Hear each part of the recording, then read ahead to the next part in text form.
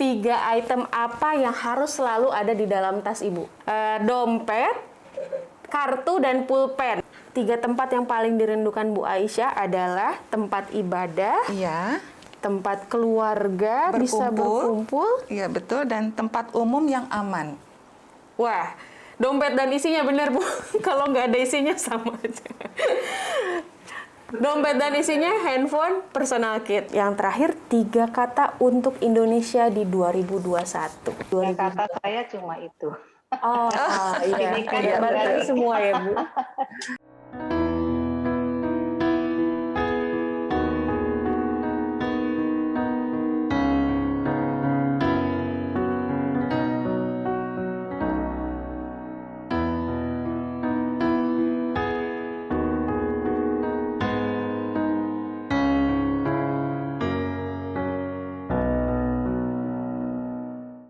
Baik, pemirsa Love for All TV, dimanapun Anda berada, kita kali ini sudah memasuki sesi kedua dari talk show kita hari ini, yaitu Kartini Masa Kini Refleksi Perempuan dalam Moderasi Agama. Nah, di sesi kali ini kita akan lebih mendalam mengenai isu yang kita angkat, bagaimana perempuan memiliki peran dalam moderasi agama, khususnya bersama narasumber-narasumber kita yang kali ini merupakan pemimpin-pemimpin dari organisasi keagamaan di Indonesia, ya, dan kesemuanya adalah perempuan. Jadi merefleksikan Kartini Masa Kini, Masya Allah. Dan saya mungkin akan mulai pertanyaan pertama nanti. Jika ada yang ingin menambahkan dari masing-masing narasumber, silahkan saja. Baik, kita bisa mulai ya Ibu.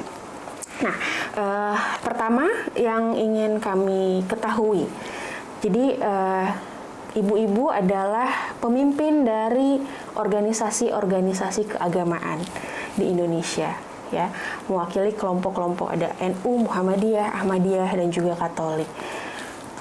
Sebagai pemimpin dari organisasi keagamaan, bagaimana peran keluarga dalam menumbuhkan spiritualitas? Mungkin Ibu bisa berbagi pengalaman dulu saat kecil, bagaimana dibesarkan atau bagaimana melihat di sekeliling. Mungkin saya ingin mendengar pertama dari Ibu Anggia, bagaimana Ibu? Silahkan. Baik, terima kasih. Ini pertanyaan ini saya bikin haru karena belum saya sudah mulai agak ini karena ngomongin orang tua ya, jadi agak saya cengeng kalau ngomongin masalah keluarga dan orang tua. Kita semua sepertinya ya. Iya. Ya, baik. Saya dibesarkan di keluarga yang sangat syarat ya, yang syarat dengan nilai-nilai agama. Jadi orang tua saya benar-benar yang mengajarkan bagaimana Islam, bagaimana hidup bertetangga, bagaimana hidup saling mengerti, itu dari mulai benar dari keluarga. Jadi kemudian mengajarkan untuk ngaji pertama kali, membaca, menghafal Al-Fatihah yang pertama misalnya, belajar sholat itu juga dari keluarga. Lalu kemudian orang tua kami, saya mengirim saya untuk sekolah diniyah. Saya di Gondang Sragen, Jawa Tengah. Jadi dekat dengan Jogja, Mbak Dia. Jadi makanannya mungkin hampir sama. Jadi saya dibesarkan di situ. Lalu kemudian lebih mendalam lagi untuk ilmu agama itu saya di diniyah tersebut yang tidak jauh dari rumah, hanya sekitar 100 meter. Yang kemudian disitulah saya belajar berorganisasi juga.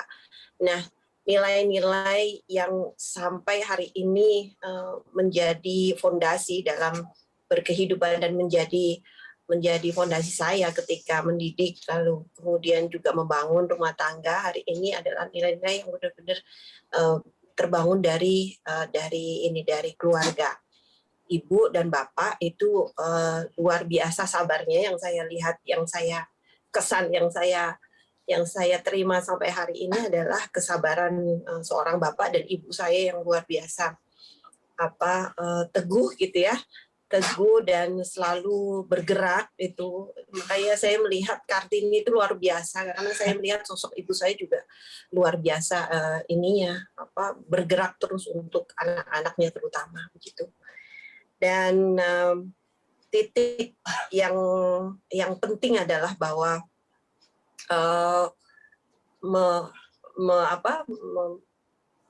membangun kebersamaan di keluarga itu menjadi sangat penting. Apalagi kalau misalnya kita lagi Ramadan gitu ya, lagi Ramadan seperti ini, saya ingat dulu bapak saya itu paling keras. Misalnya kalau sudah azan itu semua TV, radio harus berhenti. Nah itu menjadi sampai hari ini saya ingat terus dan itu menjadi fondasi bagi saya. Harus sholat gitu seperti itu. Jadi keluarga sangat penting membentuk diri saya.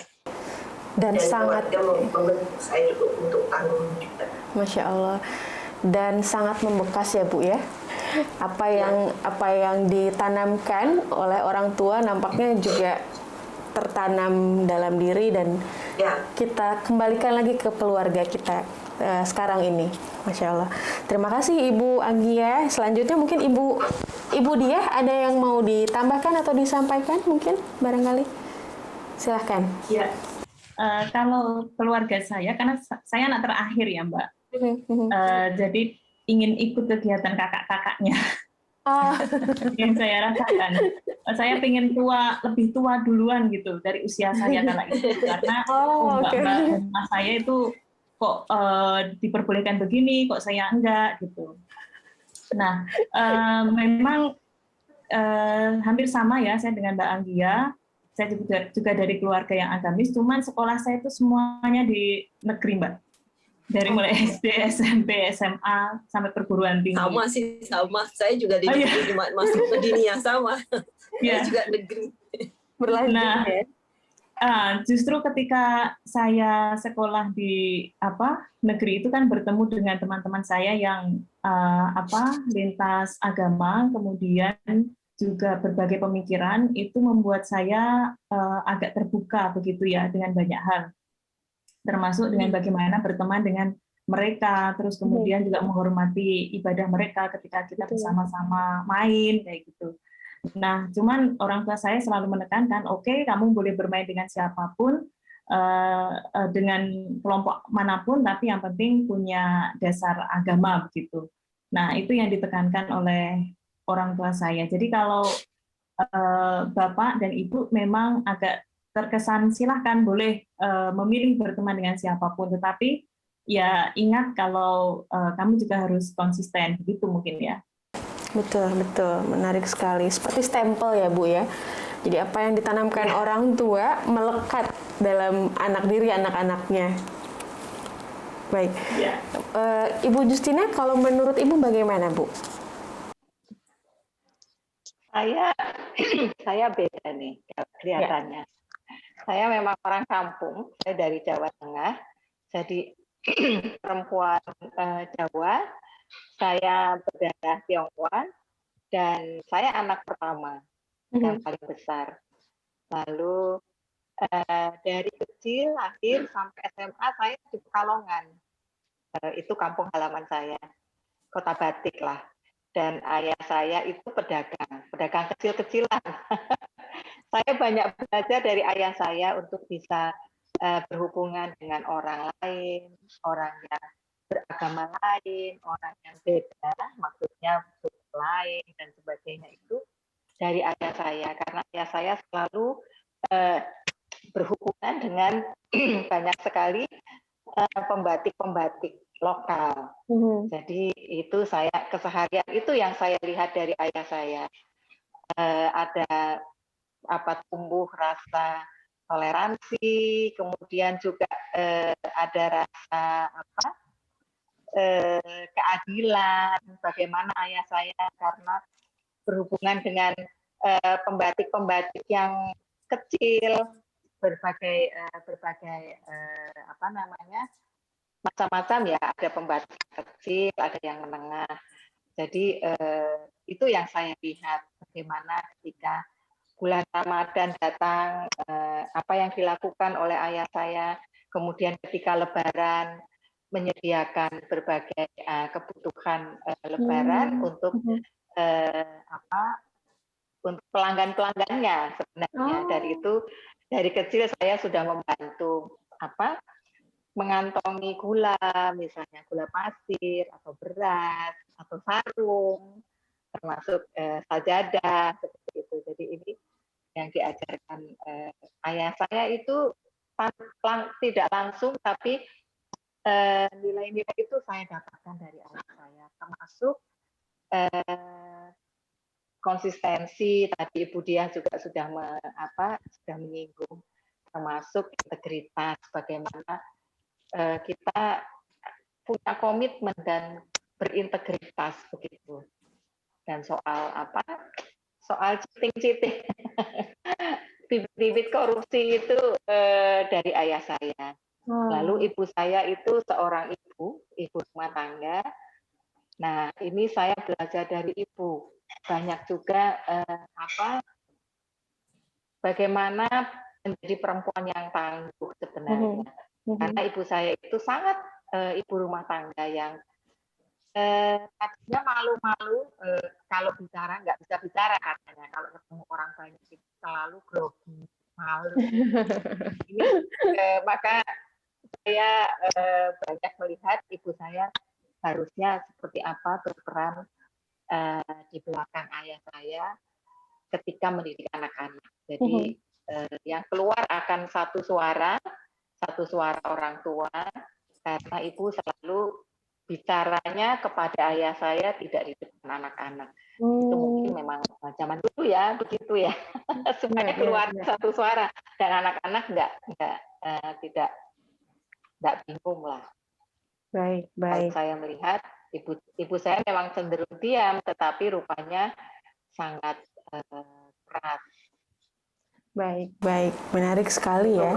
Baik, dari sudut pandang Ibu Justina, ternyata yang melekat di Ibu adalah juga salah satunya yang dicontohkan langsung oleh orang tua ya.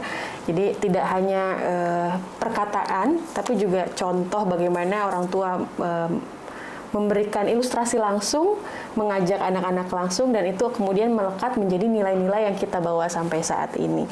Nah, Ibu Aisyah mungkin ada yang mau ditambahkan, Bu? Iya, mengenai hal baik. Mbak Fenty, dari keluargalah saya mengenal Tuhan. Dari keluargalah saya mengenal ciptaan-ciptaannya. Ya, dari keluarga juga saya mengenal tentang kemanusiaan. Ya, dari keluargalah saya juga mengenal bagaimana kita harus membantu sesama dengan yang lain. Nah, saya ingin bercerita, ayah saya adalah orang yang sangat senang dalam menolong orang. Bisa dibayangkan beliau menjadi ketua RT selama 25 tahun. Masya Allah. Ya, karena terus tanpa pensiun. Jadi terus menerus di dalam satu komplek itu 25 tahun. Pernah sekali masa break, tapi kemudian kembali lagi gitu. Karena memang orang tua saya, ayah saya terutama senang sekali membantu orang. Baik. Berkomunikasi dengan orang.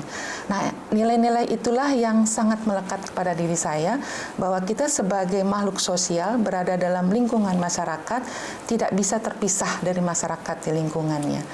Nah, dari keluarga juga tadi saya katakan saya mengenal Tuhan, mengenal ciptaannya. Seperti tadi Bu Anggia juga, keluargalah yang mengenalkan kepada saya bagaimana kita harus sholat 5 waktu, bagaimana kita harus membaca kitab suci Al-Quran, bagaimana kita harus mengamalkan semua ajaran-ajaran dalam agama kita.